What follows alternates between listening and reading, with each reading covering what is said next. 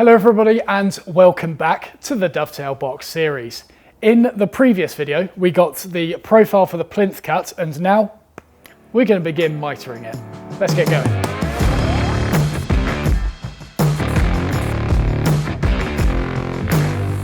Okay, so once again, many different methods of cutting a mitre. If you're one of the lucky few who have a disc sander, belt sander or a mitre saw, then it's going to be quite easy for you this stage. Set it to 45, boom, done, there's your mitres. Despite those methods being pretty quick, you might find some of the methods used in this video helpful as well, because we're going to be doing this on a shooting board today, which is going to be taking off very precise amounts of material, which is somewhat difficult to do on a mitre saw sometimes, and on a sander it's also quite easy to quickly remove more material than you had hoped. Whereas doing it with a plane is going to take off a consistent amount of material with each pass that we do and achieve the perfect fit with these mitres. So despite having enough material for two lengths of the plinth profile, I can actually get away with just using one of them for the base of the box. We've got a long side, short side, long side and short side.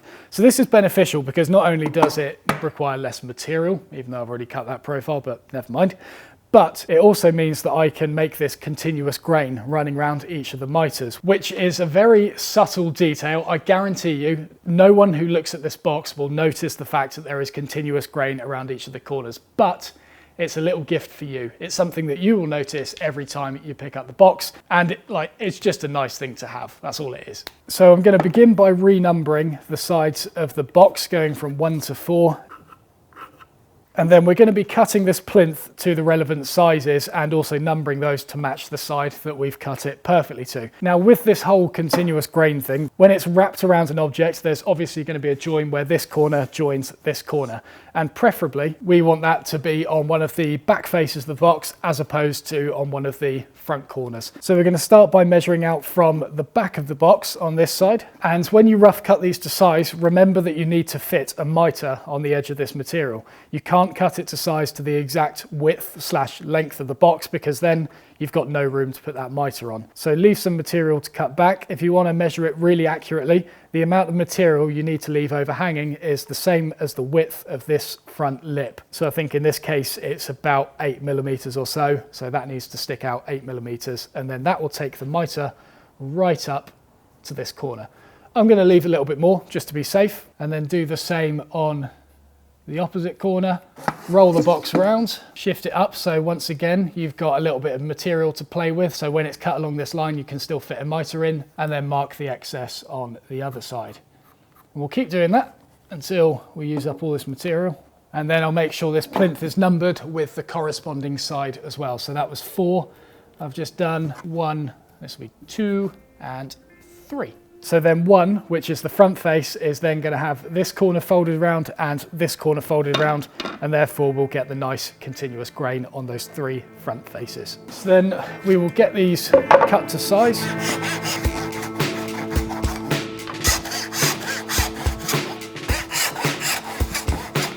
And then I'm going to lay these out exactly as they would be on the box, just roughly for now. Obviously they're not going to perfectly fit together. And I'm going to roughly draw the direction of the mitre on each of the corners. I do this roughly every single time I cut a mitre or cut a rebate or something like that. By just scribbling it on there while the components are together, it means you're much less likely, it basically makes it almost impossible to accidentally cut the mitre the wrong way. So obviously with this corner, as you can see, it's due to be sloped off like this. Very easy to accidentally cut it this way. Very easy indeed. So bunch them together like this, draw the direction of the mitre, and then you'll see that when I cut this out, it will be very clear as to which direction I need to go. This is the reason I rough cut them all to 90 degrees first, instead of just getting them on the bench hook and cutting them at 45 degrees to begin with, because it means that one of them is going the right direction, but then the other one is going the wrong direction, and you need to remember to correct that before you cut the other side to length. Cut them all at 90, roughly draw on the mitres, and then you can easily see which direction you need to cut that mitre. So for now, I'm only going to cut one side of the mitres, and it's just a rough cut at 45 degrees for the time being. And we'll be chopping the other side to length once we've cleaned this up and we can use it as a datum surface.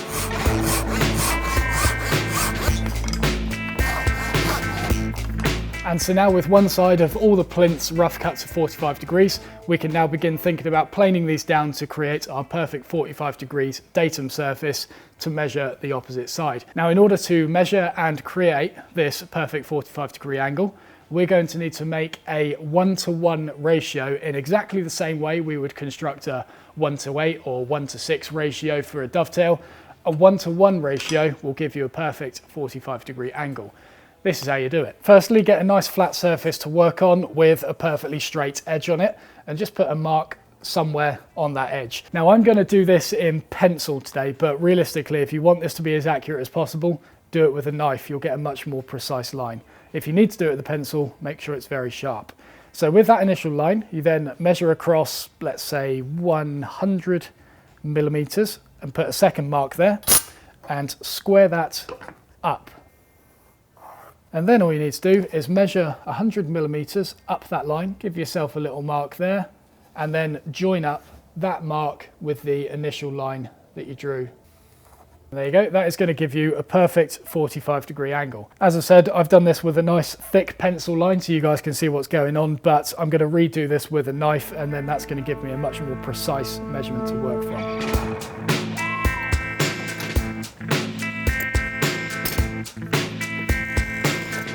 With that mark, you can then carefully set up your sliding bevel to match it. And this is where you need a sliding bevel that locks very securely. I've got a few suggestions in the description to ones that I recommend. And no, they're not all expensive and shiny like this lovely Bridge City one I have here. And then with this locked in at a perfect 45 degree setting, you can then use this to set up the many ways to cut the mitre. An instance of this we teach at Wood is when sanding mitres on the disc sander. Never trust the gauge on a mitre fence such as this, because it's usually just a cheap add-on they chuck in with the machine. Even if the machine's of a good quality, this is usually something that's not massively accurate. Whereas if you pair it with your sliding bevel, you can then be sure that once it's lined up with that and you lock it down, that is going to be a perfect 45 degrees with absolutely no questions asked.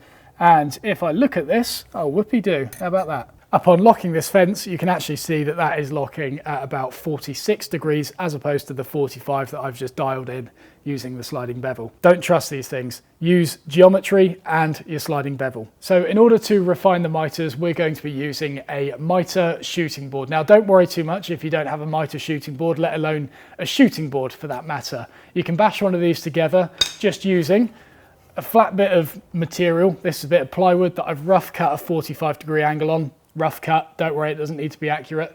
And then the same again with the fence. A flat base on it, preferably with an edge that is square to that face with another rough cut 45 degree angle on the end. And then I'm going to take advantage of my split top roubeau to clamp this down, but it will go like that. Get the first clamp into position, make sure to properly wrench it round. Get your sliding bevel and then angle the fence to match the angle on the bevel. Going to take a little bit of tinkering around to get it right. I'm also going to use one of these to really hold it down. So it doesn't look pretty, but that's left me with a perfect 45 degree fence in relation to this face.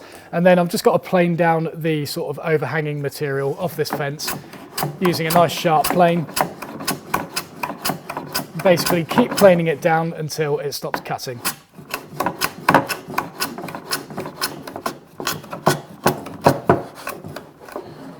And there you go. That is your beautiful mitre shooting board. Obviously, after giving that bit of abuse, just double check that it is still sitting at 45 degrees. If you've wrenched enough clamps on it like I've done here, then it should stick. And I will say it makes it much easier to flush off that fence if you have a very sharp plane. If you're finding that it's chopping up or it keeps punching the fence away and you're having lots of trouble doing it, chances are your plane's not sharp enough. So with those rough cut 45 degree edges, we can now get them on here and carefully clean them up to get us that perfect 45 degree face.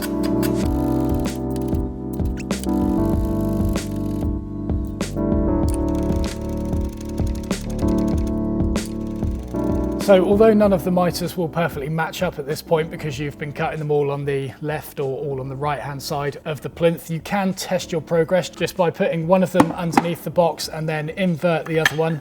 Press that against the side of the box and you can just check if that mitre closes up or not. So if we get that right on the corner, press that one up absolutely seamless. So we're going to start by mitering and attaching the long front and back plinths, and then once those are attached and dried, that's where we'll fit the side ones on. It makes it easier to manage that way as opposed to trying to glue all 4 of them at once. So firstly, to get this one cut to length, if you get a supporting block on the other side of the box to help hold it level, and then get that mitre aligned perfectly with the corner, and then on the opposite corner put a very careful knife mark on the top of that lip so you know exactly where the mitre's going. Now do take note that this mark is a little bit weird because we're obviously going to be mitering it from sort of there, but when you take the box away, the mitre starts falling behind that line that you've already marked. And as a result, it's quite easy to get confused here. Some people will put that mark and then square that down here and then mitre it up from there, or do the opposite, mark it, square it up there and then mitre it that way. But doing that will result in a plinth that's too short. Just keep your mark that you've knifed on and then mitre out from there. Same again with the back one, get it in position, supporting one from behind so that it holds the box nice and level. Get it lined up on that back corner and then mark that location on the back corner. And then same as before, we'll get these rough cut, oversized. And to shoot this rough side to length, it's going to be going the wrong way when you put it on your shooting board. You could always invert it upside down like that, but then it means you can't actually see your knife line on the top edge. So I'm going to go through the effort of flipping this shooting board round so it's oriented the other way, and then I can plane it while seeing what's happening with that line. There we go, we're all set up to do the other face now, and we're going to plane it back until we're just shy of that line there, and then just keep checking it against the edge of the box until those 2 corners meet up perfectly.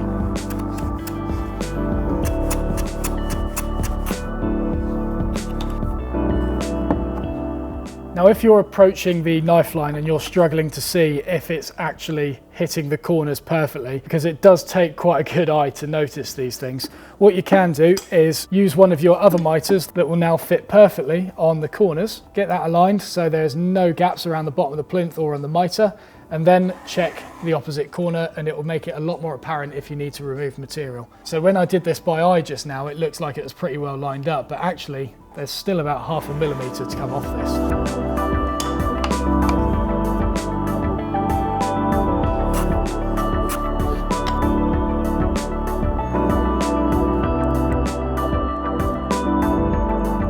Okay, so both the long front and back plinths have been cut, shot to size, and are ready to be attached to the box.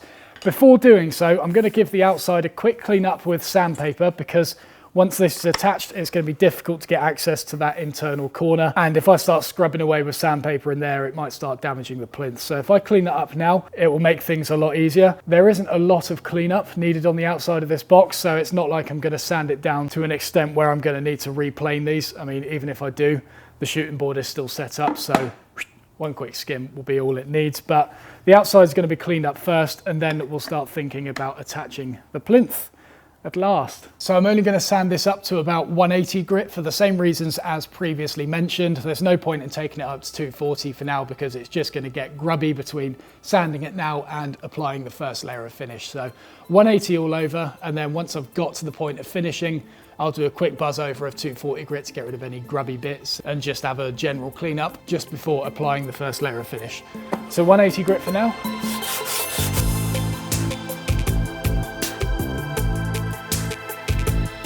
So, gluing. Before going ahead and just slapping glue on this and then hoping for the best, I'm going to do a quick dry fit to make sure everything goes together as intended. And by carrying out a dry fit, it also means that you know you have everything to hand ready to go. Keep in mind that by sanding these outside faces, it means that you may also sand off the marks that correspond to the correct plinth.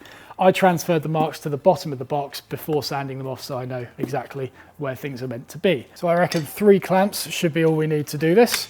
Let's rest the plinths on there, get the box on top of them, and use our little alignment thingamajig to get the plinths in location. Cool, so that's nice and simple. Got a look at the bottom, looks fine to me. Is that all lining up? Yep. All right, I think we're ready for glue. So I'm going to use Titebond 2 for this, and I have got a wet rag, well, a dry rag at the moment. It's going to be a wet rag to wipe off the excess glue. You do have a choice when it comes to removing glue. If you would prefer to wait for it to dry somewhat and get kind of a hard skin over it and then peel it off with a chisel. That is another great way of removing squeeze out without any of the issues of like raised grain and stuff that using a wet rag would bring you. I prefer to use a rag like this because it's something that it means that I can clean up the glue immediately, because in the past, there's been a few instances where I've left the glue to cure and had the full intention of coming back to chisel off the excess and completely forgot. And then it dried rock hard and it was a nightmare to get off. Whereas if I do it immediately, it's then sorted, albeit having to sort of sand it a little bit afterwards. But you do have a choice here. It's just whatever method works best for you. But saying all that, I would much prefer if this stuff did stay nice and tidy while I glued it. So I'm just going to put a thin bead in the corner.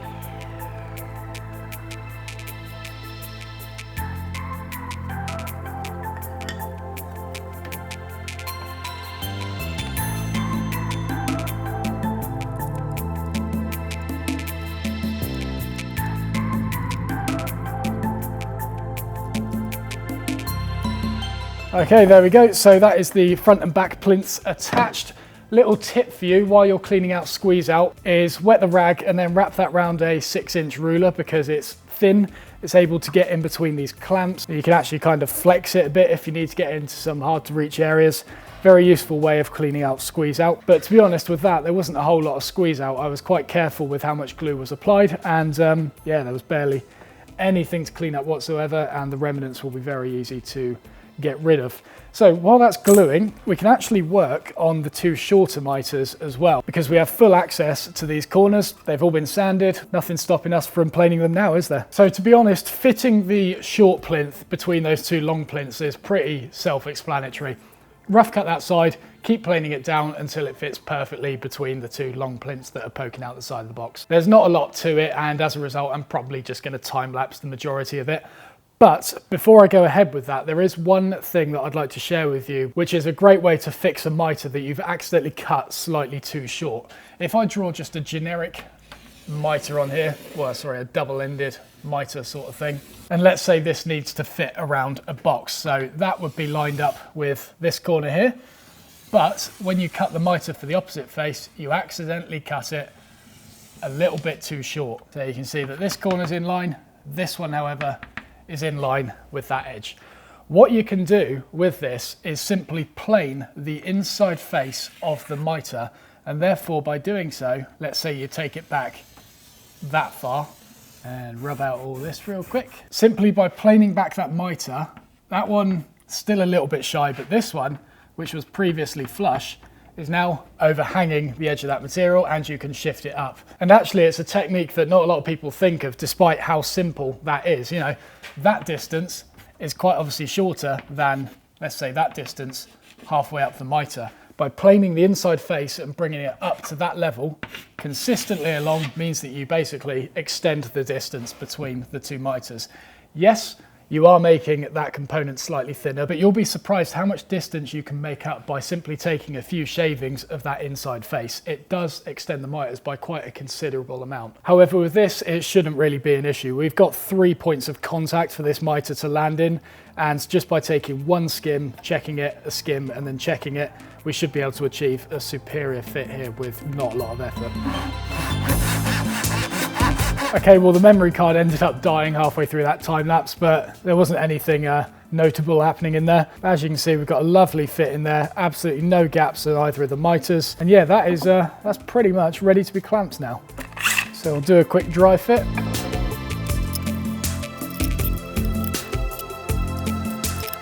Cool, no trouble with that. Happy that's going to be pretty stress-free. Let's get the glue on it. And then with gluing these short plinths on, I'm also putting a bit of glue on the end grain as well. Not that it's going to add any strength to the joint, but the squeeze out will cover any hairline gaps if there were any that I missed. I'm sure there won't be though. I'm sure there won't be.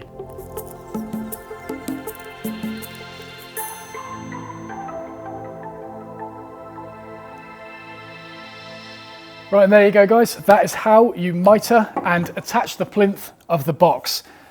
So, As a general recap, never trust a mitre fence if you're going to be doing this on the sander. Always rely on just basic geometry. Create your 45-degree angle using that 1-to-1 ratio. 1-to-1 ratio can be 100 millimeters across, 100 millimeters up, 1 mile across, 1 mile up, whatever. As long as it's the same measurement, you will get that 45-degree angle, and that will give you superior mitres. Obviously, make sure when you're shooting them down to set that plane to a very fine cut and make sure it's razor sharp, and that will give you seamless joints. And other than that, just take your time. When it comes to gluing it up, I would really recommend getting hold of some of these parallel jaw clamps from Axminster. I'll pop a link to them in the description below. These are just the standard duty ones. You don't need heavy duty clamps for this. Standard duty parallel jaw clamps. I recommend the 600 millimeter length, and they are good for so many things.